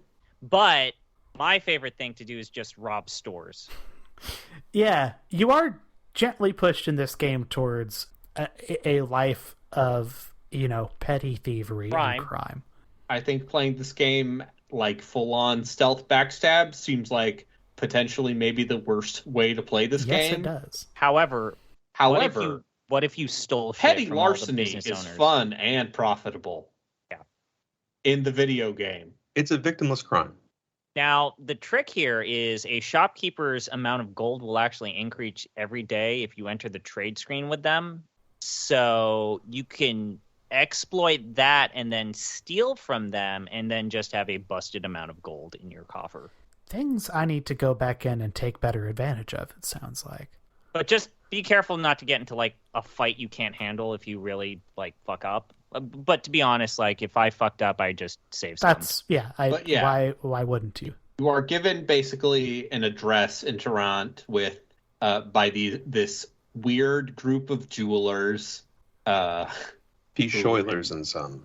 Jewelers and then some. Jewelers who are also necromancers because, the jeweling business not profitable enough.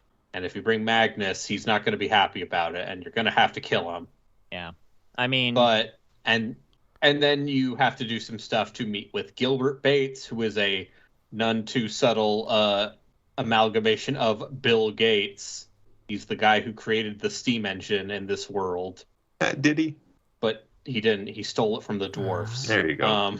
And I guess I should say I did get to the next story beat after this, the place he sends you to. Yes, there's a reason We why can we talk about stopped that here later. and not there, because that place fucking sucks. I mean, I think you should have gone to that place because I think that probably explains what the rest of the game is past this. Well, there's another big city. That's the other fun thing. Is Yeah. there are 2 big cities in this game and multiple smaller towns.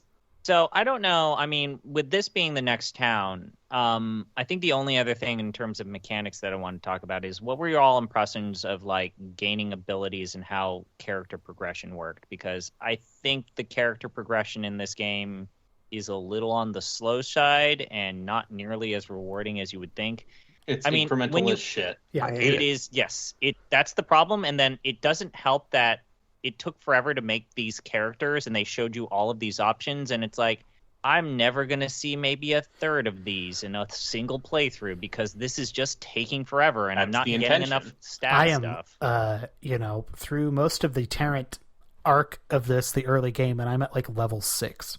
Oh, well, there's like another 10 points in there for you if you just keep... Yeah. Like there's around. there's definitely more to do in town. There's a lot Yeah. going on. You can hang out with the phrenologists and get We a have quest to- from them. We have to talk about the phrenologist at some point.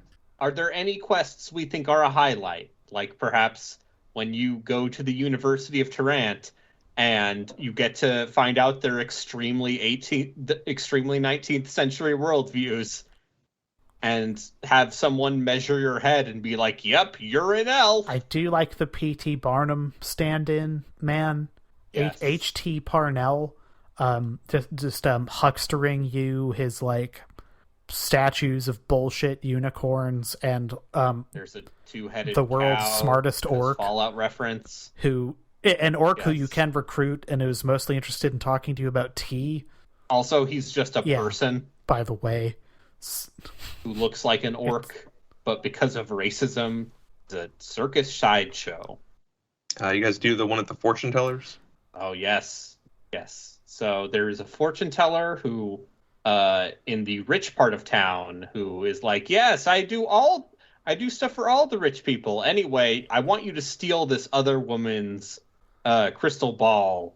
And then you go to the other woman, and she's like, I've been expecting you. I knew you would come. Here's this crystal ball. You should give it to that other lady.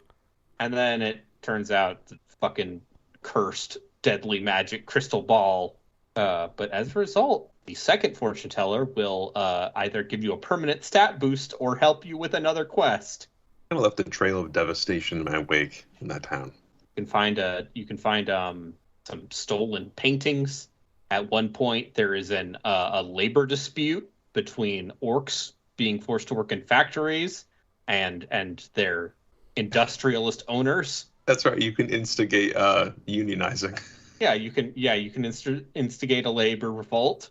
But I think the phrenologist's quest line, especially from what you've told me about how it goes on, is probably the most interesting, both in terms Yes. of just this game's way of quest design, but also like the pros and cons to this game's way of quest design. It does not lead you around very well, Or at all at times. or at all. And it's of that era where I feel like the side quests are more entertaining and engaging and funner, more fulfilling character building moments than the actual progression of the main Yes. story.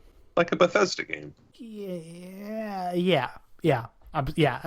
No, I'm gonna push back on that. I'm gonna say that Morrowind has an actually good story, especially if you do Bloodlines. Okay, Morrowind person. I like the Oh, evil dancing Morrowind's the man. greatest game ever like made. Chaos. Oh, it's me, It person who is- played computer I think games in Shivering Isles 2002. is also a really cool story in 4, and the Civil War is technically the real story of Skyrim.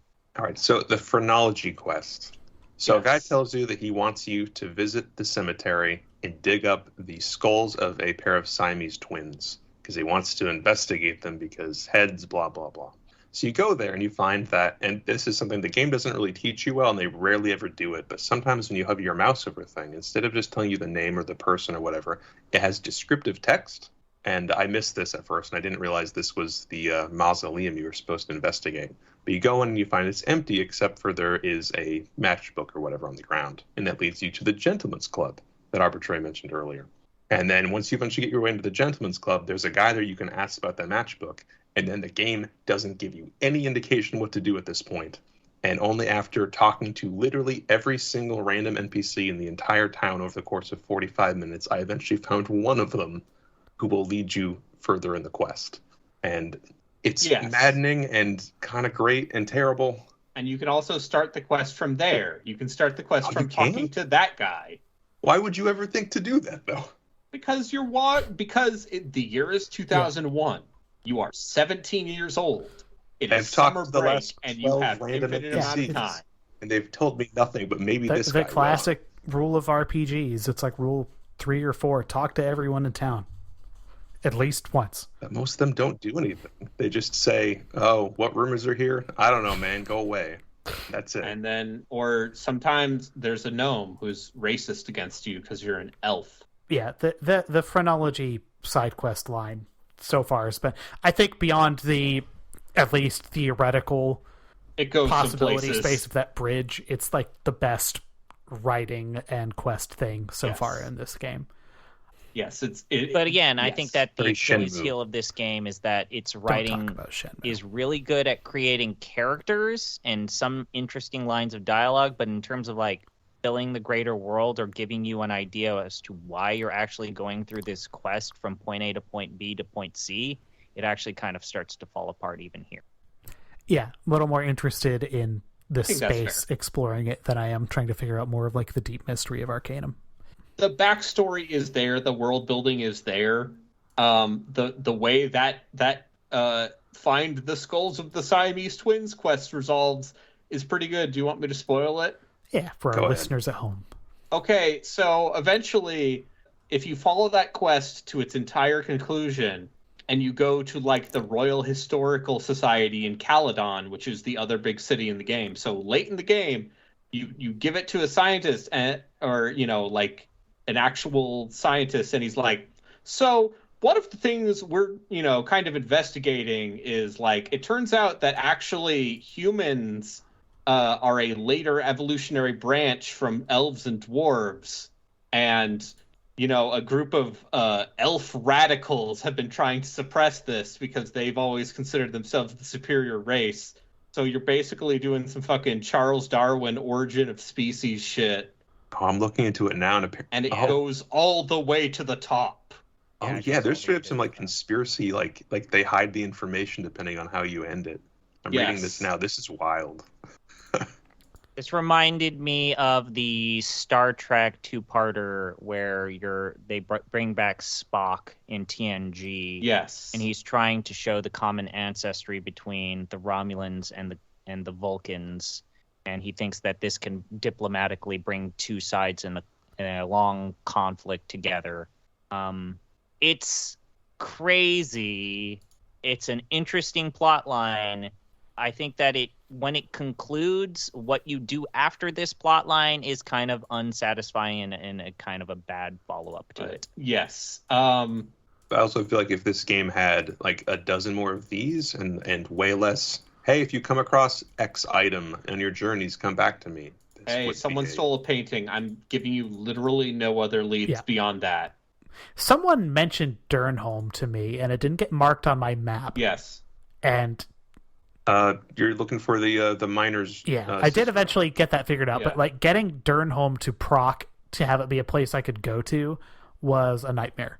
Yes. But yeah, And Durnholm is interesting because it's like this old school fantasy medieval kingdom that has refused to industrialize, and so it's just this ruined, wretched nothing of a kingdom. But most of that is it's the thing where a lot of the descriptive text is more interesting than a lot of what is happening in the environment. I guess you could, if you wanted to be, I guess, mean about this, visually, Durnholm is not that distinct from Shrouded Hills, is not that distinct from Tarrant. This game has a palette that it really likes. It looks like an isometric RPG from 2001. Yes, it is. Except it doesn't have the background quality of a Infinity Engine game. Do you like earth tones? You might like Arcanum. Do you like prefab? Do you like standardized? If you dress like a Lutheran minister, I like earth tones and melancholy strings. Yeah, there's a vibe to this. We have to talk about this music because I feel like it is it is actively putting me to sleep. I think it's good. I think also it's monotonous to the point of like they should have mixed it up besides just I having don't mind it, but there's strings. not enough of it. And I like the combat music doesn't really do it. No, for It's a me. bad battle It's theme. bad. Yeah, that opening cutscene I think was kind of a false dawn for the music, because I think the music in that is actually like pretty good. But yeah, the rest of it's just been a little sedate. It's hard to really tell what it's trying to be evocative of beyond like vague Victorian isms. It's certainly not steampunk, I'll give you that, which I appreciate. It's you said, just kind of string, little sleepy. Yes, this game is Little not rainy. steampunk. I don't know. I got a Really. pair of eye goggles that are definitively steampunk. Yes, but there aren't fucking cog robots Yeah, everywhere. I have a They're- sprocket. Look, Does that count?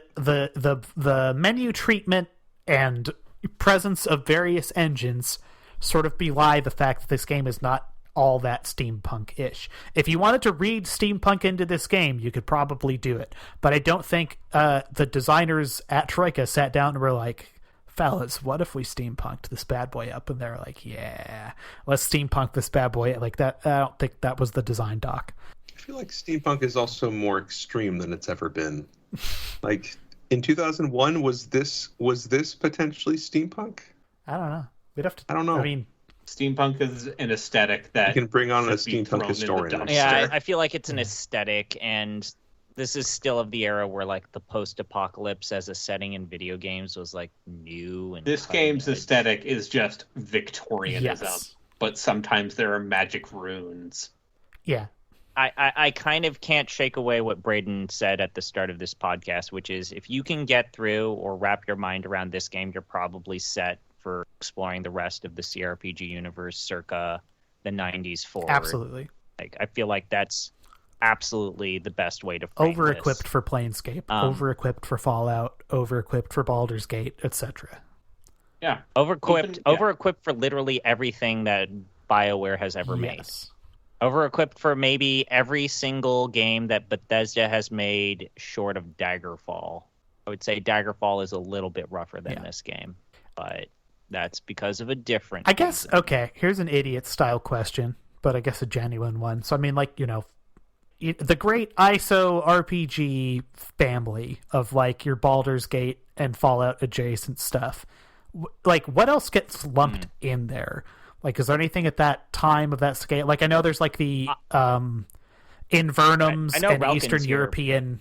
I'm gonna throw in Divinity Okay. Original Sin. I'm gonna throw Divinity Original Sin into this fray. I think that Original Sin 2, and Braden can back me up, is maybe the best CRPG made in the last 20 years. They're some of the worst. Shush. They're some of the absolute worst.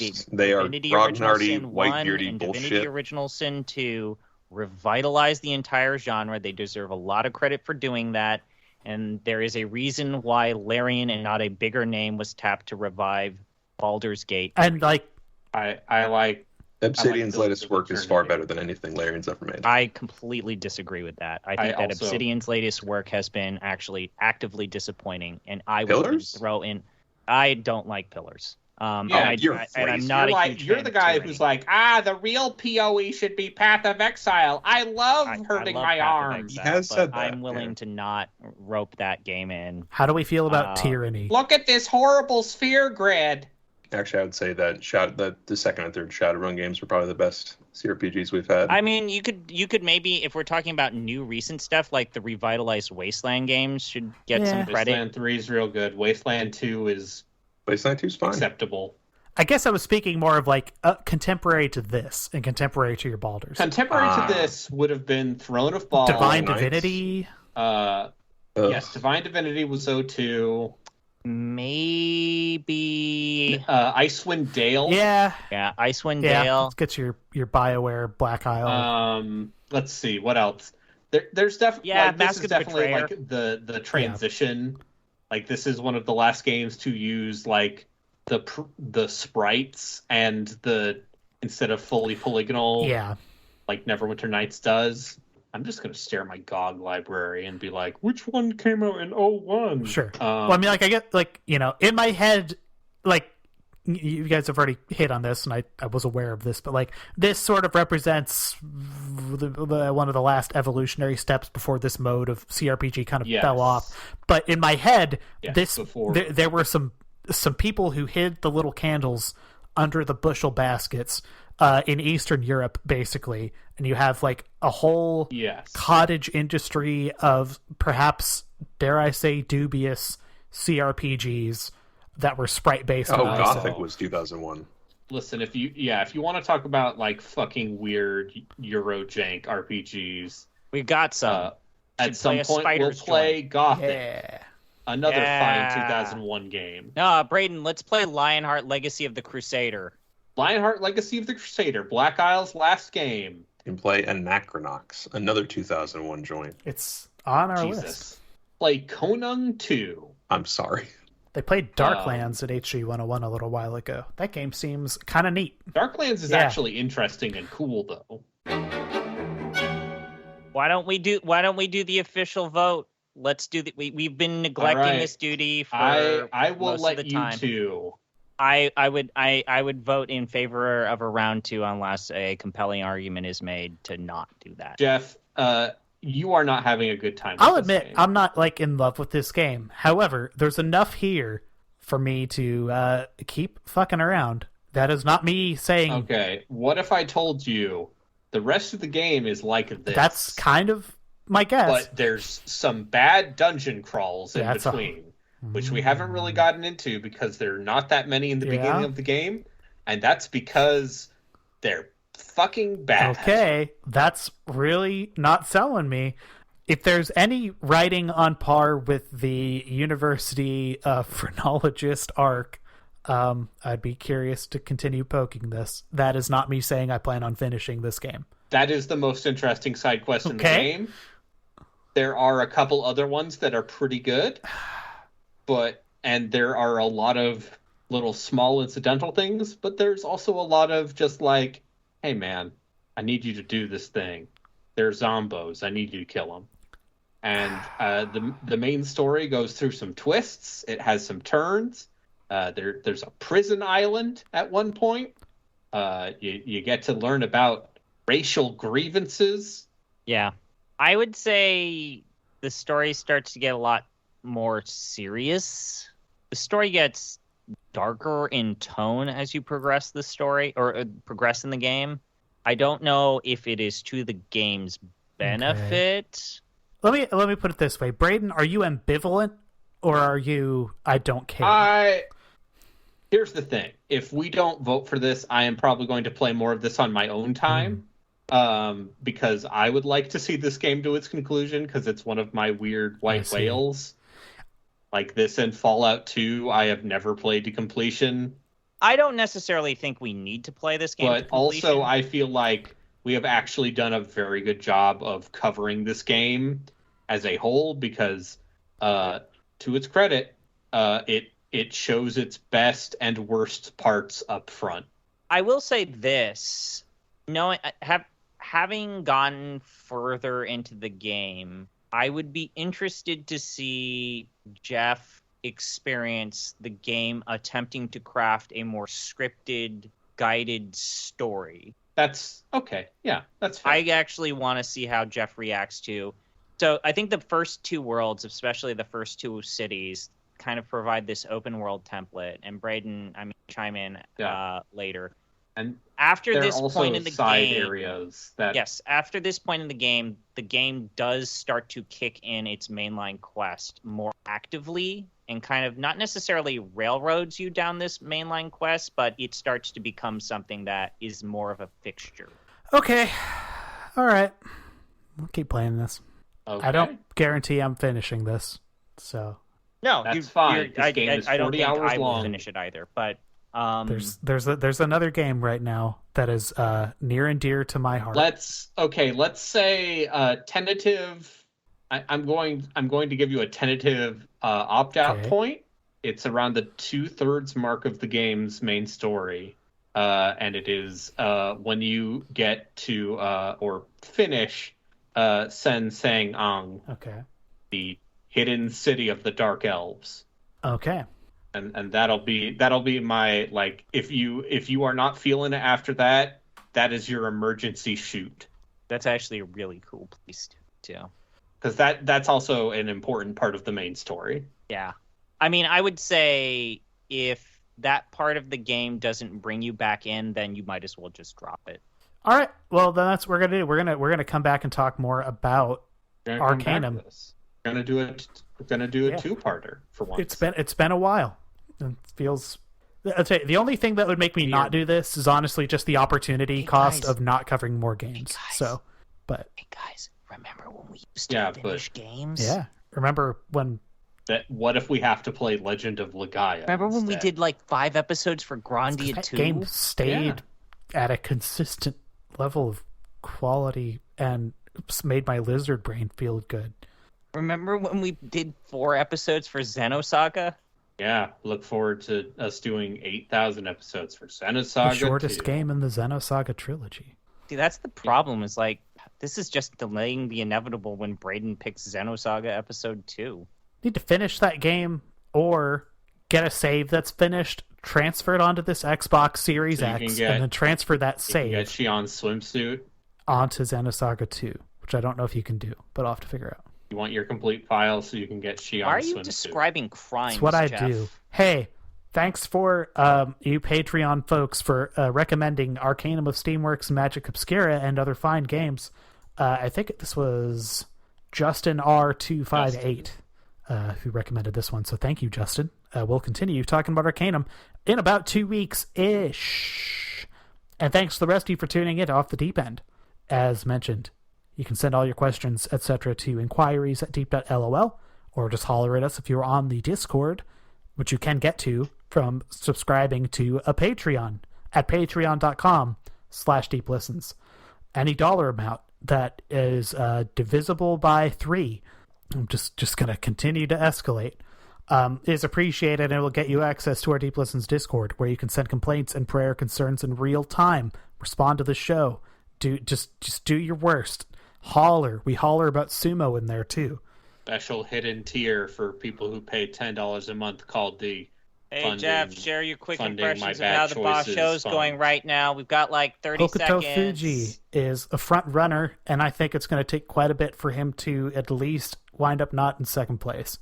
Catastrophic play from all of the Ozeki and Yokozuna today. Papayasu is probably not going to take it, but he should win a technical prize. I think he's done really well, and I think he's still got it. He'll make the top of the Maegashira pretty soon. And everybody else in the Sanyaku, it was going to be a bloodbath, but they're stinking up the joint. Looking real weird. Thanks for letting us talk about sumo. Thanks for letting us play this great song for you that you hear probably about now. It's called Halfway. It's from Supersex 420. That's a musician, and you can find more of their stuff on the website bandcamp.com. Just search for Supersex 420.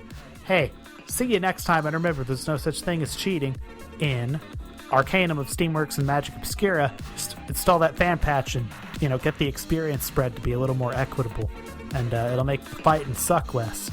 A lot. Just do the fan patch. It's important. It's not cheating. It's not illegal. Okay? You're allowed to enjoy yourself playing video games. Support the Internet Archive. Sometimes I don't want to have go out there. Video games should be fun. They need your help.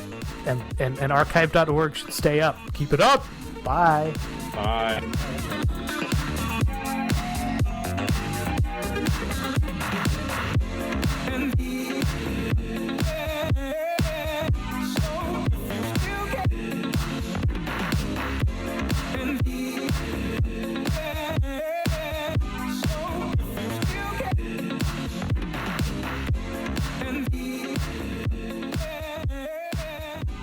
This episode of Off the Deep End was recorded and edited on the traditional and ancestral territory of the Dishqualiapsh, or Nisqually people, who have lived on and stewarded these lands and waters since times immemorial. Well, Chris has left the call. He's having some audio issues. I'm kind of in favor of soldiering through here a little bit, and we can figure this out. Live radio. Yeah. No, this is fine. Braden has a good Chris impersonation if we need him. Oh, fuck, guys. I spilled burning hot liquid all over me. Oh, guys, liquid. All right, so I've opened up this you candle, guys- and you I'm guys going to enjoy just take a bite out of it. my burning hot liquid. Oh God, who eats these candles? I had Taco Bell for dinner and wonder why I heard all over. Hello. we were having a love-in for you.